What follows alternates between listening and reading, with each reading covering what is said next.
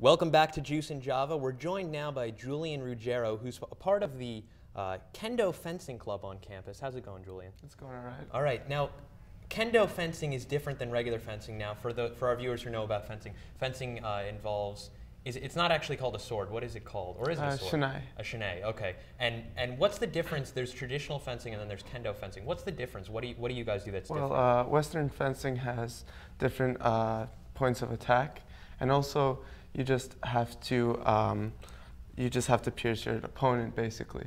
Right. While in Kendo you have to yell, stomp, and hit your point of attack all at the same time. So it's a little more interactive. Because I know we had a regular, I guess a Western fencing club in my high school. Right. I was not a member, so I'm not very well versed in fencing. So it's good to get the opportunity. Now, Kendo finds its roots in Japanese and Korean culture. Is that correct? Yes. Do you have any Japanese or Korean heritage? We have me? Yeah. Personally, no.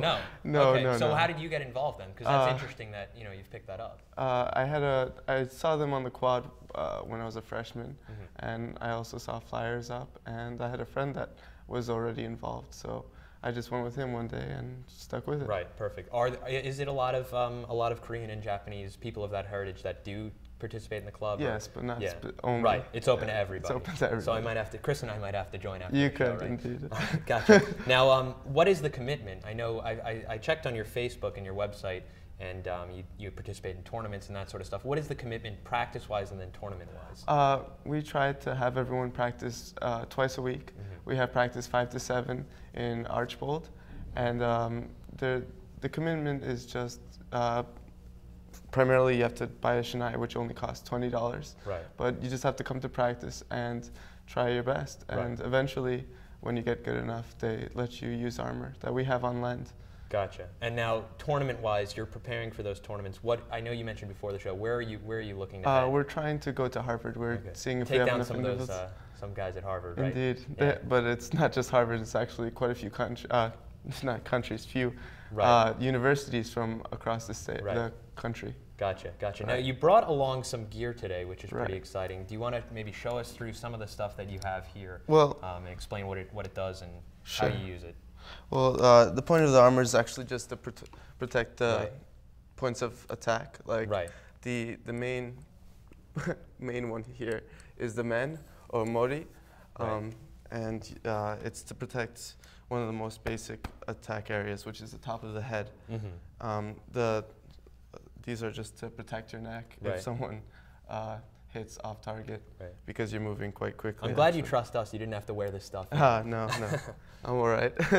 And this is the do or hari, which is to protect your body, because there's 3 points of attack in Kendo. Well, actually 4, but the 4th one is for advanced individuals. The first one, and the one you've learned first, is the top of the head. Then there's the side, and then there's your wrist area. And the 4th one is your throat. And that's why they have the tongue here. But you usually wait till you're advanced enough because it's a bit volatile. Yeah. Sounds like it get a little dangerous. Have you ever had an incident where you're wearing the armor or in practicing and there's been some sort of injury or anything crazy like that? Or? No, actually it's pretty safe.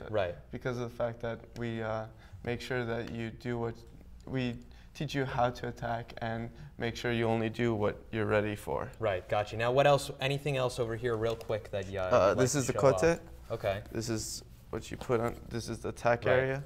And then do is this one right here, or hari.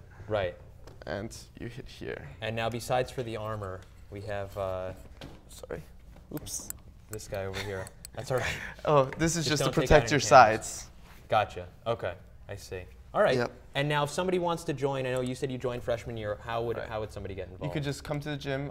We practice on Fridays in the fencing room, 5 to 7, or 5 to 7 in the dance room across from where you swipe in. And also we have, I believe it's a Facebook group. Okay, great. So this was Julian from the Kendo Fencing Club, and coming up, we're going to move into a little more Japanese culture. We have a look at a green tea ceremony. Check it out. Marie brings us to the green tea ceremony.